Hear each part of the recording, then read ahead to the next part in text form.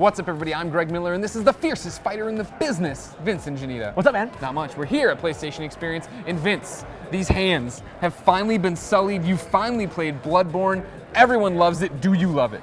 I like it. I don't know if I love it just yet. Okay. It's not love at first sight for me with Bloodborne. Okay. So I was a big Dark Souls player. Yeah. And this feels like a half a step faster, Yeah, which I guess is nice for some people who don't like the speed of Dark Souls. But then again, depending on what you played in Dark Souls, you could have been pretty fast about this speed.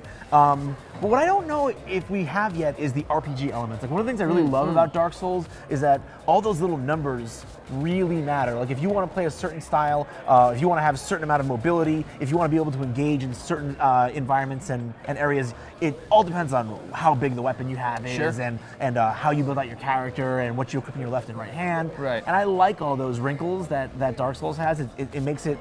It's a good complement to the combat, which is kind of basic and spacing and rhythm-based. You know? Exactly. Knowing the patterns, dodging, getting out of the way. Exactly, which I totally love, and then Dark Souls adds another layer to it. I don't know if Bloodborne has that layer yet, because I don't know if this is just a demo where they're not showing us that stuff yet, or if that's just what we see is what we get, and that's what we're gonna have. Sure. We were able to play with a couple of different loadouts in this one. Like, there was one with a pistol and like a medium-sized axe, and then there was another one with like this cleaver that that opens and closes and kind of a blunderbuss up close. So there are gonna be different loadouts and different kinds of items. I just don't know if it's gonna offer the same variety. I think they're there. I think what you're talking about and what you want is there because, of course, I mean, From Software knows what they're doing and how to make these kind of games. And so you figure this is a build that we've all been playing for a while, right? Like, this is very much, if you've been following it on IGN or some other site, if other sites exist that talk about video games, you know, this is the same demo that we keep getting and keep seeing the improvements, right? Like, the first time we ever saw this, it wasn't running that great. Then it was. Then it's this. Then it's that. And you finally get to play it, and you're like, okay, I see what's happening.